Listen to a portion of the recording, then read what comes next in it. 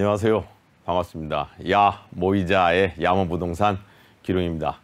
그간 한 주간도 시청을 하시는 시청자 여러분께서는 평안하게 보내셨는지요? 저는 오늘 준비한 주제는 부동산 정보가 돈이 될까요? 뭐 이런 타이틀, 주제가 되겠습니다. 굉장히 진보할 수도 있고 흔할 수도 있고, 그런데 많은 사람들이 부동산 정보가 돈이 될 거라고 생각을 해서 신문도 또 아니면 뭐 온라인도 이렇게 많이 뒤져보게 됩니다. 그런데 제가 오늘 말씀을 드리려고 하는 것은 내가 아는 부동산 정보가 돈이 될 확률이 거의 없다. 이런 게 제 개인적인 생각입니다. 그러면 방송을 하고 있는 저 같은 종일 일을 하고 있는 이 부동산 쪽으로 이런 사람들이 알고 있는 부동산 정보는 돈이 될까요? 라고 질문을 하면 그것에도 저는 별로 그렇지 않다. 부동산 정보가 내가 알고 있는 정보가 돈이 될까요? 라는 질문에는 그렇지 않다. 이렇게 대답을 하고 싶습니다. 그렇다면 여러분들이 신문에서 뉴스, 뭐 사설, 뭐 이런 칼럼들에서 부동산 전문 칼럼들에서 보는 부동산에 관련된 정보, 돈이 될까요? 역시 그것도 저는 NO 이렇게 대답하고 싶습니다. 그러면 뭐하러 부동산 정보, 부동산에 관련된 내용은 알아봐야 되느냐? 이렇게 이제 생각을 해볼 수가 있겠죠. 그 점에서 이제 설명을 드리고 싶습니다. 우선 부동산 정보가 돈이 될까요? 하고 제가 이쪽에다가 시간의 손실 이렇게 써놨습니다. 말씀을 들어가기 전에 제 손님들, 그동안에 많았던 손님들 중에 기억에 나는 손님이 있습니다. 물론 실명이나 구체적으로 거론하지 않기 때문에 없는데 어느 날 어머님하고 아드님, 한 40대 초반 정도, 중반 정도 돼 보이는 아드님하고 두 분이 저를 찾아오셨어요. 소개로 이렇게 오셨는데 그분들이 논현동에 있는 건물을, 상가 건물, 상층부에는 주택이 있는 상가 건물을 보셨습니다. 근데 그분들은 결국 그 건물을 아침에 가서도 보고, 저녁에 가서도 보고, 또 어머니, 아드님 이렇게 다 보고 그랬는데 결국에 그 건물을 굉장히 마음에 들어 하다가 아드님이 이제 안 샀어요. 이유는 아드님이 뭐 이렇게 증권가의 이 애널리스트, 금융 쪽 애널리스트예요. 자기가 분석해 봤을 때는 안 사는 게 맞다 해서 시세보다 비싸다 이런 판단도 했고, 그래서 안 샀습니다. 그런데 그로부터 4년이 지나갔어요. 근데 아직도 이제 안 샀다, 뭐 이렇게 얘기를 할 수 있고, 사실은 좀 더 지나갔습니다. 최근의 근황은 제가 모르겠습니다. 이 얘기를 드리는 것은 부동산에 관련돼서 전문가라고 하는 사람들의 이야기, 신문, 이런 내용들이 내가 어떤 결정을 내릴 때 그게 직접적인 영향을 주어서 도움이 돼야 하는데 사실은 그렇지 못하다, 이렇게 얘기하려고 하는 거죠. 그래서 시간의 손실, 그분은 지금까지 안 샀다고 하면 엄청난 시간의 손실입니다. 제가 알고 있는 것만 해도 한 4년의 시간 손실이 있었습니다. 그러면 부동산 정보는 어떻게 돈이 될까요? 라고 제가 생각을 해보면, 제가 이렇게 동그란 원에다가 이렇게 점 비슷하게 이렇게 찍어봤습니다. 이 방송을 보시는 분들은 대부분이 주부이거나 아니면 여성일 확률이 높습니다. 여성의 그 장점은 남자보다 요리를 잘하지 않나 싶습니다. 그래서 제가 요리를 생각하고, 요거는 파고, 요거는 마늘이고, 요거는 뭐 고추, 요거는 뭐 조미료, 뭐 이런 여러 가지가 있다고 치죠. 얘기 드리고자 하는 것은, 정보라는 것은 극히 제한적이고 극히 희소성이 있을 때만 그것이 직접적으로 돈이 될 수 있습니다. 따라서 뉴스에 나왔거나 내가 알고 있는 정보는 내가 그렇게 극히 제한적이고 희소적인 사람이 아니잖아요. 방송을 하는 저마저도 마찬가지입니다. 따라서 맛있는 음식이 만들어지려면, 또 그것이 돈이 되려면 정보는 이렇게 복합적으로 가공되어야 합니다. 섞여서 믹싱돼서 하나의 음식으로 나와야지만 되죠. 이게 부동산 방송인지 요리 방송인지 헷갈린다 이렇게 하실 수도 있지만 제가 그냥 보시는 분들의 편의를 위해서 이렇게 설명을 해보고 있습니다. 따라서 부동산 정보를 여러분들이 접했을 때에는 이미 그것이 신문이 되었든 가까이에 있는 부동산 중개업소가 이야기를 했든 아 나는 한 3번째, 4번째, 5번째 이렇게 후순위에 서 있구나라고 생각하시는 게 맞습니다. 그러면 이렇게 여러 가지를 복합하듯이 그 정보들을 많은 정보들을 다양하게 자기가 섭렵을 한 다음에 중요한 건 거기서 선택의 부분이 들어가게 됩니다. 선택. 물론 취사 선택이겠죠. 선택.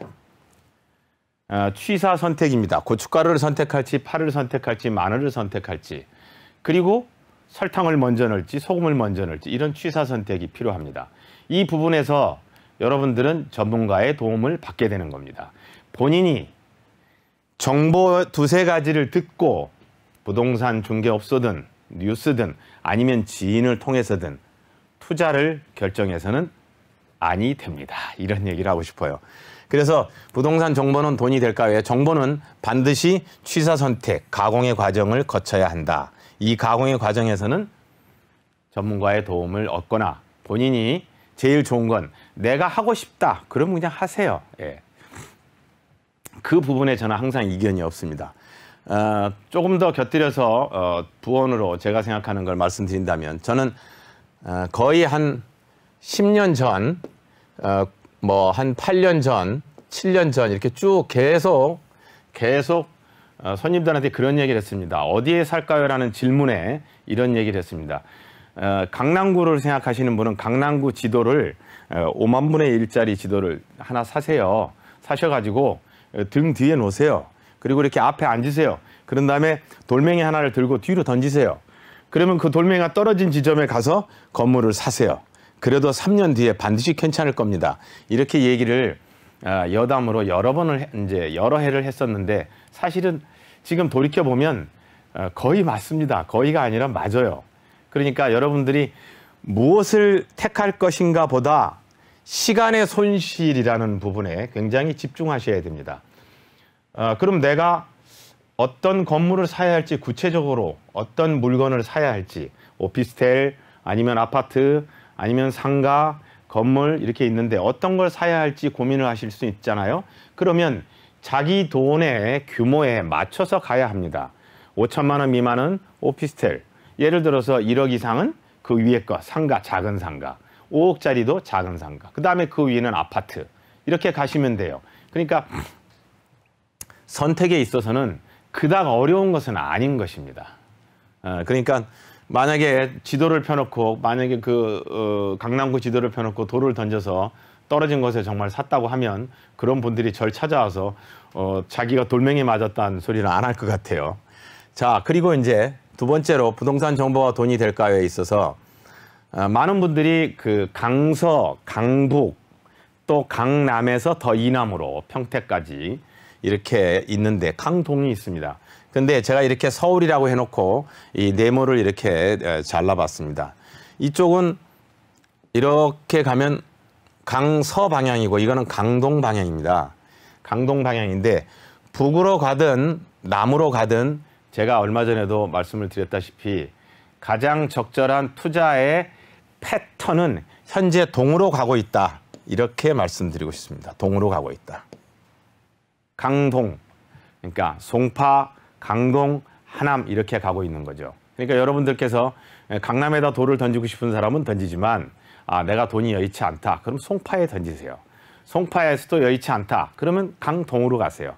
적어도 2천만 원씩은 평당 다운이 돼 내려갑니다. 아니면 하남으로 들어가세요. 이렇게 강동으로 가고 있다. 이 얘기를 어디 뉴스에 나온 것은 아니고 제가 개인적으로 생각하는 거니까 근거를 대라 이렇게 말씀하시면 근거는 그냥 접니다. 이렇게 참고를 하시고요. 아무튼 부동산 정보가 돈이 될까에는 바로 돈이 되지 않으니까 취사 선택해서 전문가의 도움을 받고 서류적인 거는 동네 부동산의 도움을 받길 바랍니다. 이렇게 일부를 정리하고 그리고 두 번째 타이틀을 보겠습니다. 아파트와 건물은 언제 아파트와 건물은 언제 매수 타이밍일까요? 언제가? 이게 이제 구체적으로 조금 강론으로 들어가서 얘기를 드리고 싶습니다. 방금 얘기 드렸던 것은 정보에 대해서 많은 사람들이 너무 집중하는 나머지 실제 기회의 손실, 시간의 손실로 인해서 굉장히 큰 그 손실을 보고 있는 거죠. 그래서 그걸 얘기 드린 거고, 구체적으로 아파트와 건물은 언제가 매수 타이밍일까요? 일반적이지만 사실은 기준점을 잡는다는 측면에서 기억을 해두시면 좋겠습니다. 아파트는 흔히 재건축 아파트를 여러분들이 궁금해하지 않으실까 싶습니다. 건물은 우리가 개발 호재와 관련돼서 말씀을 좀 드릴 수 있는데, 재건축을 하는 아파트, 뭐 재건축도 있고 재개발도 있고 같습니다. 가장 좋은 타이밍은 자기가 들어가서 견딜 수 있으면 제일 좋은 타이밍이죠. 그런데 견딘다는 것은 의외로 10년, 15년 이렇게 기다릴 수 있으니까 그렇게 굉장히 많은 시간을 투자하는 것보다는 타이밍은 정확성이겠죠. 무슨 정확성일까요? 내 돈이 10억이 들어갔다가 5억이 들어갔다가 몇 년이 있다가 얼만큼이 나오는지 그 몇 년의 시간의 타이밍입니다. 이런 부분에서 타이밍을 말씀드리는데, 아파트의 재건축 타이밍은 저는 단연코 입주 1년에서 2년 전이라고 생각합니다. 많이 못 먹잖아요. 그런 생각하시면 안 됩니다. 많이 먹으려고 하면 한참 10년 전에 들어가셔도 괜찮죠. 그런데 입주 1, 2년엔 적어도 그 아파트의 청사진이 뚜렷하게 나오게 됩니다. 그래서 입주 1, 2년 전에 들어가시면 가장 정확하게 또 비교적 그 특별한 변수 없이 투자의 이익을 볼 수 있습니다. 예를 들면 다산 신도시 입주 1, 2년 전을 생각해 보세요. 또 위례 신도시 입주 1, 2년 전을 생각해 보세요. 또 광교 신도시 입주 1, 2년 전을 생각해 보세요. 강남으로 치면 강남의 청실 아파트 재건축을 됐죠. 좀 한 7년 이상 됐는데 그때 입주 1, 2년 전에 9억 초반이었습니다.